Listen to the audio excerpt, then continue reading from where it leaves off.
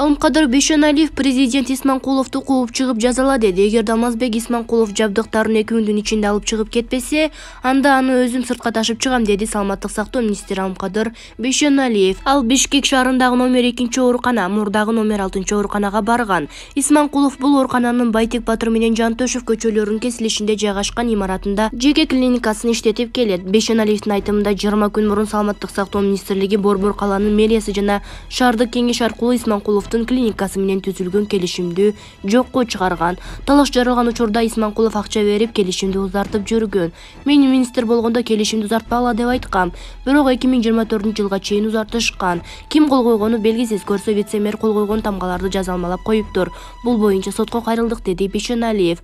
Анын айтымында Исманкулов кечээ 9 мартта көчүп кетмек, бирок убакыт сураган жана бүгүн терезелерди чыгарып кетерин айткан. Мен макул болдум, СССР убагындагы терезелерди тагып кой, дедим. 24 жылдан бери акча жасап келген. Имарат кандай абалда экенин карагылачы, Насия алган аны 27 миллион долларды. Түштүк Кореяга мен төлөйм. Президент акча таап төлөгүлө, Исманкуловду кууп чыгып жазала. Карызды өзүбүз мамлекет төлөйт, деди. Бул президенттин сөзү, деди Бейшеналиев. Эл чындыкты билсин. Кыргыз-тажик чек арасында кайрадан ок атышы болду. Мамлекеттик чек араны кыргыз-тажик тилкесинде курал колдонуу боюнча окуя катталды. Бул тууралуу 24 KG агенттигине УКМКнын чек ара кызматынан билдиришти. Маалыматка ылайык, саат 10:53 чамасында Баткен районунун Тескей аймагындагы такталбаган чек ара тилкесинде нөмөт учурунда Тажикстандын чек ара отряды мурда колдонулуп келген каттамды өзгөртүп, жаңы чек ара тилкесине чыгып чек араны кайтарууну талап кылган. Кыргызстандын чек арачылары окуя болгон жерден чыгып кетишти. Тажик чек арачылары турган жерге кошумча күчтөрү келди. Тажикстандын чек арачылары өздөрүнүн сан жагынан артыкчылыктарын пайдаланып, жаңы чек арага чыгуу аракет кылышты. Бирок кыргыз чек арачылары Тажикстан Республикасынын аскер кызматкерлерине өздөрүнүн ниетин ишке ашырууга мүмкүнчүлүк беришкен эмес. Натыйжада атышуу башталып 10 мүнөттөй созулган. Кагылышуунун натыйжасында кыргыз тараптан жабыркагандар жана жабыркагандар болгон жок. Тараптардын чек ара өкүлдөрүнүн ортосунда дароо телефондук сүйлөшүү болуп, анын жыйынтыгында чек ара өкүлдөрү келгенге чейин окуя болгон жерден чек ара отряддарын чыгаруу жана башка кошумча күчтөрү жана каражаттарын алып келүүгө жол бербөө боюнча чечимдер кабыл алынган. Эки өлкөнүн чек ара өкүлдөрү сүйлөшүүлөрдү жүргүзүүдө. Белгилегендей, Тескей аймагы мамлекеттик чек аранын такталбаган тилкеси болуп саналат. Бирок иш жүзүндө Кыргызстандын жарандары пайдаланат. Баткен облусунда жайгашкан чек ара бөлүктөрү кызматтын күчөтүлгөн версиясына өткөрүлдү. Эл чындыкты билсин. Мал сойсок мамлекеттикинен эмес, өзүбүздүкүнөн союп жатабыз. Facebook тармагынын активдүү колдонуучусу Таттуу Исакова президент Садыр Жапаровдун сөөк чыккан үйдө мал союлбасын деген жарлыгына каршы комментарий берди. Учурда анын билдирүүсү катуу талкууга алынып, колдоого арзууда. Эмесе эч өзгөртүүсүз беребиз. Адам өлгөн соң аласаңар болсо, менден алга деп сөөк эси элге кайрылып келген. Бирок кыргыздарда доолаган эмес. Тек гана Кудайдан кайтсын деп коюшкан. Ар бир адамдын жыйган байлыгында мүлкүндө элдин акысы бар, жок эле дегенде көз акысы бар. Ошол элдин акысынан кутулсун деп мал союлган.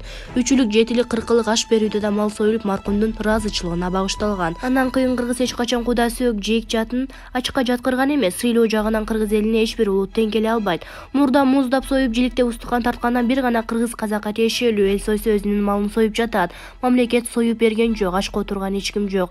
Азыркы заманда эт жеген эч ким келбейт. Маркумду акыркы сапарга узатууга эң жакындары келет. Төрүсүндөй сыйда жүргөн үчүн акыркы сапарга узатууга да кыйбастары сыйлаган жакындары болот. Болбосо тааныбаган эле бирөөгө эч ким барбайт да. Өлүктүн өз зыянаты менен койгон кыргызымдын салтын чанбайлы деп жазган. Эл чындыкты билсин. Ошто 6 жаштагы кызды зордуктоого айыпталган Жаран өмүр бою эркинен ажыратылды. Бул тууралуу башкы прокуратуранын басма сөз кызматы билдирди.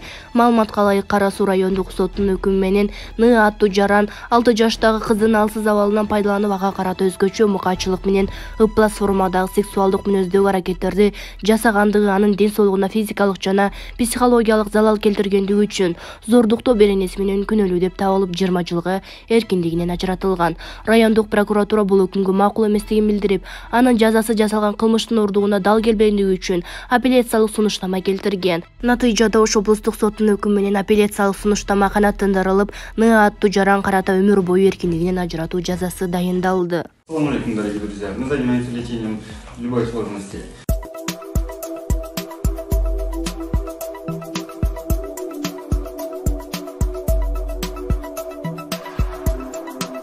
Садыр Жапаров 1-апрелден баштап эмгек акылар 100%га чейин көтөрүлөт. Кече 9-мартта президент Садыр Жапаров жогорку кеңештин жыйынына катышты. Пандемиядан кийин биз эмес, өнүккөн өлкөлөрдүн экономикасы калыбына келе элек. Бирок ушундай кыйынчылыкка карабастан 1-апрелден баштап бардык социалдык тармактагы кызматкерлердин эмгек акыларын дагы 50%дан 100%га чейин көтөрүлүү деп чечтик. Эмгек акылары бир гана салыктын эсебинен көтөрүлөт. Өткөндө бир депутат насыя алып эмгек акыны көтөрүп жатасыңар деди. Министрдин орун басары жооп бере албай жатат. Ал орун басар боюнча министрлер кабинетинин төрагасына тапшырма бердим, дейт президент. Эл чындыкты билсин.